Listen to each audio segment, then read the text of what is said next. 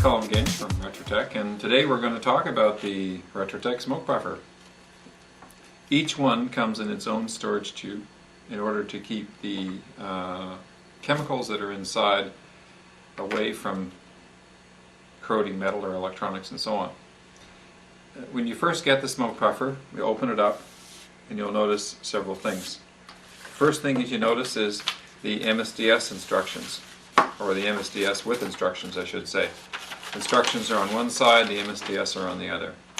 Now the MSDS, when you read them, it sounds pretty dangerous. It does have chlorine in it, there's no doubt, but I believe that the instructions are meant for larger quantities of titanium tetrachloride, which is the chemical that's inside, than for small quantities.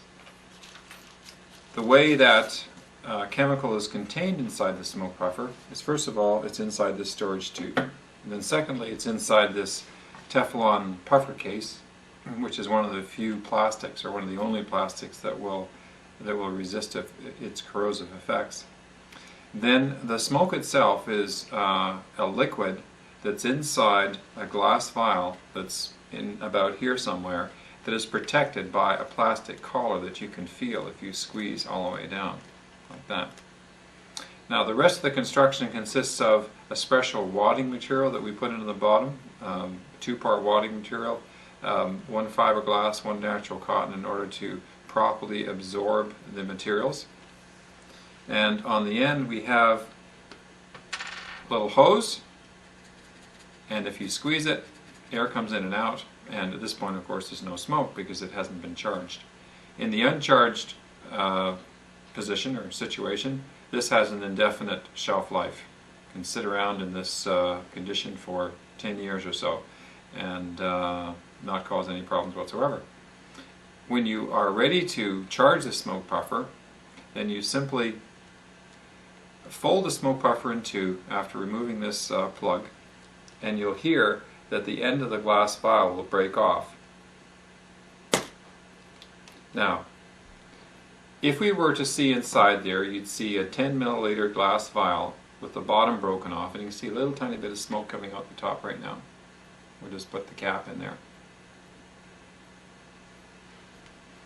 The way the cap works is it's a cap in this position and it's a nozzle in this position, and we call it a cap nozzle. You can see a little bit of the smoke coming out there. Now it will take about 10 minutes for the smoke puffer to get up to full strength.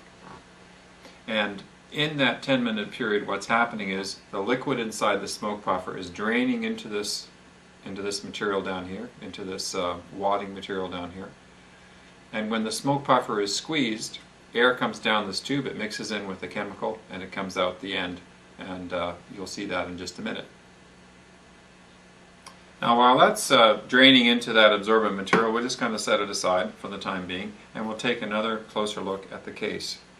Now, in spite of the fact that there are instructions inside and on the outside that tell you this, I don't think that very many people notice that there's a spare cap nozzle, T, and hose inside this storage compartment. And the reason why they don't notice it is that it's kind of hidden in the bottom. And the parts that I'm referring to are this T, which is the cap nozzle, and this little piece of rubber hose.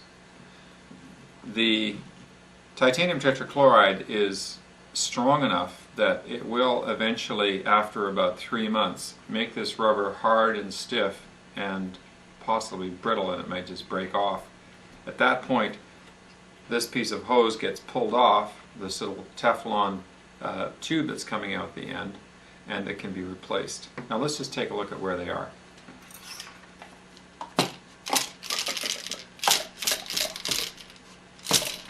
Now they are a little bit difficult to get out, which is probably the reason why most people don't find them.